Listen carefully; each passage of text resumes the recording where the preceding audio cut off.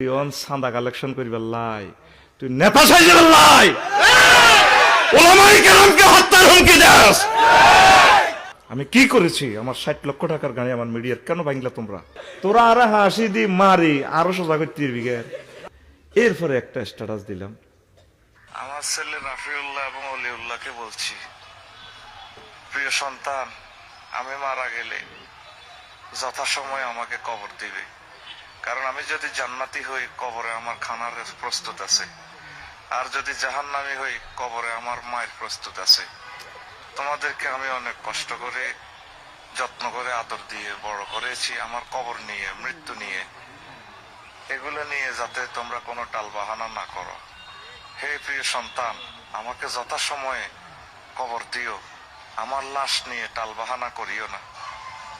পৃথিবীতে অন্তত যথাসময়ে আমার মৃত্যু সংবাদ এবং কবরস্থ হওয়ার এটা আমার নাগরিক অধিকার। এই অধিকার আমার আল্লাহ এবং রাসূল সাল্লাল্লাহু আলাইহি সাল্লাম দিয়েছেন। প্রিয় সন্তান, তোমার কাছে শুধু আমি এটুকু চাওয়া পাওয়া, আমার বন্ধু বান্ধব, আমার দেশবাসী যাতে যথাসময়ে আমার মৃত্যু সংবাদ শুনে আমার জন্য দোয়া করে। আমার মৃত্যু নিয়ে কোনো কারচুপি করিও না। রাফিউল্লাহ এবং অলিউল্লাহ, তোমাদের দীর্ঘ জীবন কামনা করতেছি। আসসালামু আলাইকুম ওয়া রাহমাতুল্লাহি ওয়া বারাকাতুহু। এটা হলো পরের স্ট্যাটাস। আমি কি অন্যায় করে ফেললাম? শুধু হত্যা আর হুমকি। যে মানুষটারে তিলে তিলে মারিয়ে এলো, ওষুধ খেতে দেয় না, চিকিৎসা করতে যায় না, তুই হোক গায়ে স্ট্যাটাস দিতে হারলি না। তুই চাঁদা কালেকশন করিবার লাই, তুই নেতা সাইজের লাই, ওলামায়ে কেরামকে হত্যার হুমকি দাস, তুই কোরআনকে বন্ধ করতে চাস। রব্বুল আলামিন সব গুনে গুনে রাখতেছেন। ওসিয়ত করা তো এটা প্রত্যেক মুসলমানের অধিকার, এটা তো ফরজ। আমার ছেলেরে বলে দিছি, যদি খানায় কাবার ইমাম হও, কোন বিশাল নেতা হও, মিটিং করবা, সব করবা, আব্বু যদি কোথাও অসুস্থ থাকি, আইসিইউতে থাকি, আগে আব্বুর সাথে দেখা করে যাবা। তারা মাদ্রাসায় এলে তাদের গ্রাম নেই, আব্বা আম্মা এগুলো দেখলে খুশি হয়, অসুখ লাঘব হয়।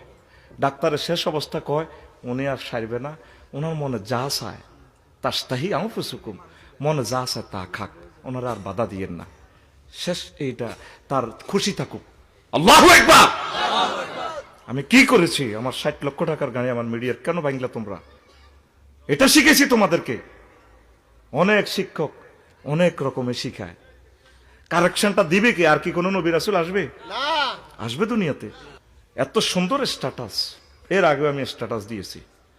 অন্তত আমি বক্তা শহীদ প্রেসিডেন্ট জিয়াউর রহমানের যে সুন্দর সানাসিবাত আমি বলেছি, আফসারি ভিডিওগুলো সব রেকর্ড আছে, আছে কিনা? পৃথিবীর অদ্বিতীয় নেতা আমি আফসারি বলেছি। দ্বিতীয় নম্বর আমি স্থান দিয়েছি ডক্টর ইউনুস, মহামানব।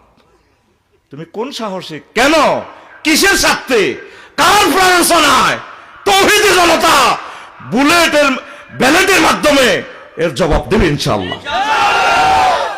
তোরা আর হাসি দি মারি আরো সোজা করতে বিঘের, আমি মরিও তো সোজা হইতাম না।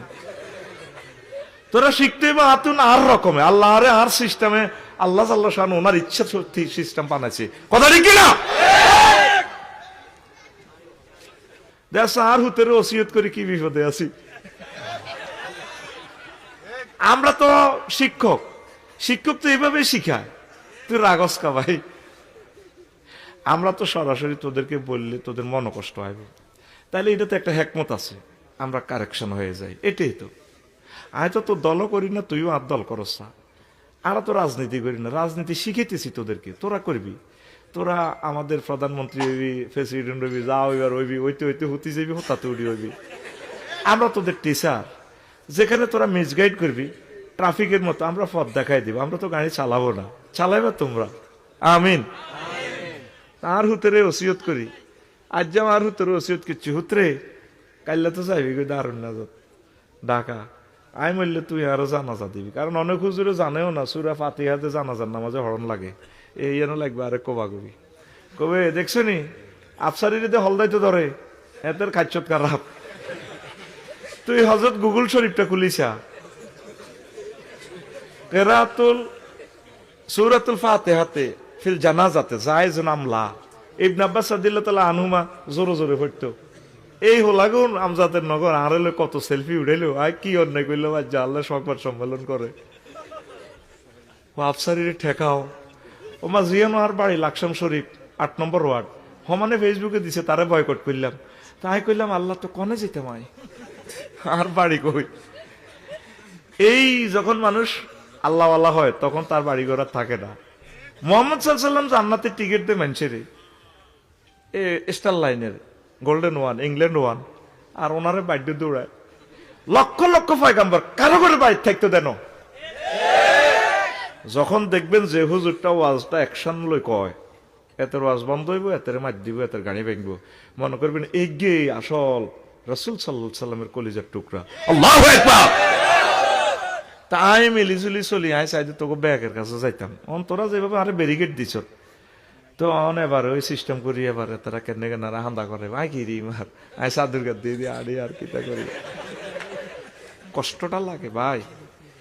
স্ট্যাটাসটা তো আপনারা দেখছেন, এর আগের স্ট্যাটাসে আমি আল্লাহর প্রিয় বান্দির জন্য দোয়া করছি। স্ট্যাটাসটা আগে তো কেমন, শহীদ প্রেসিডেন্ট জিয়াউর রহমান রহিমাহুল্লাহ তাআলা এর ওয়াইফ, সাবেক প্রধানমন্ত্রী মহান প্রভুর জিম্মায়, মহান আল্লাহ তাকে ক্ষমা করে জান্নাতের মেহমান হিসেবে কবুল করুন। স্ট্যাটাস এটা তো আর নকল করতে ইত্যাদ টাইম লাইনে গেছে। এই যে ওনার নাম কেন ধরলাম না, হাদিস শরীফে যতগুলো মহিলা সাহাবী আছে তাদের ছেলে নিয়ে অথবা তাদের স্বামী নিয়ে বা তাদের আব্বা নিয়ে মহিলাগুলোর নাম লেখা। আসমা বিনতে আবি বকরিন, আয়েশা সিদ্দিকা, খাদিজা বিনতে খুয়াইলদ। আমি ম্যাডামের নাম ধরি নাই কারণ তার নামটাও ফর্দা। আর আমাদের শহীদ প্রেসিডেন্টের নামে কি লিখছি, রহিমাহুল্লাহ তাআলা। স্ট্যাটাস আসেনি বাংলাদেশের অদ্বিতীয় একটা স্ট্যাটাস দেখান যেখানে রহিমাহুল্লাহ তাআলা লিখছি। তাইলে আমি ঘুম থেকে উঠলাম, ফজর পড়েছিলাম কালকে 9টাতে, উঠি এটা দিলাম।